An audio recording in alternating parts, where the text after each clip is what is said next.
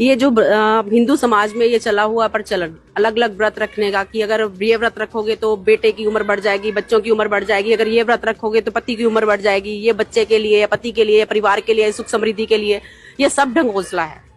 क्योंकि मैं खुद का एक्सपीरियंस बताती हूँ, मेरी शादी से पहले मेरे ताया जी की बेटी थी, वो क्या व्रत नहीं करती थी, हर साल व्रत रखती थी। उसके पति की लाश करवा चौथ वाले दिन घर पर आई और उसका दाह संस्कार भी करवा चौथ वाले दिन हुआ। वही दिन, अब मैंने परमात्मा से नाम नहीं ले रखा था, मैं हर प्रकार की भक्ति करती थी, हर तरह के चली से जो भी है हर तरह का जाप करना मेरा मतलब नित्य का काम था ये। तो लेकिन जब मैंने वो चीज देखी तो मुझे नफरत सी हो गई कि ये इसने क्या हर साल करवा चौथ का व्रत अपने पति के लिए नहीं रखा था, क्या अपनी श्रद्धा से पूजा नहीं की थी, फिर उसके पति की क्यों मृत्यु हुई।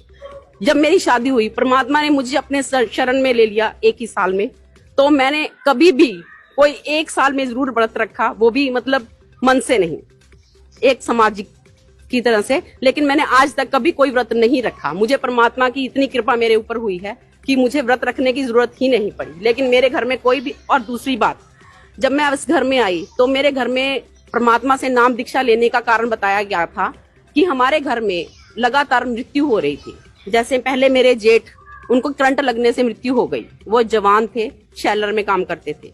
उसके बाद मेरी सिस्टर इन लॉ है, उनके हस्बैंड की डेथ हो गई कुछ ही मतलब फर्क के साथ। तो हमारे घर में फिर इनके चाचा जी के बेटे की डेथ होगी। हमारे घर में ये सिलसिला चल पड़ा कि हर साल किसी ना किसी की मृत्यु होनी ही होनी है।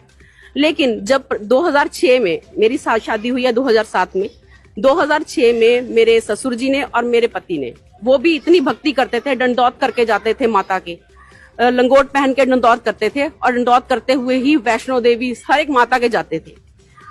तो उन्होंने जब नाम ले लिया तो हमारे घर में ये परिवार में जो सिलसिला था मौतों का, तो उसके बाद रुका।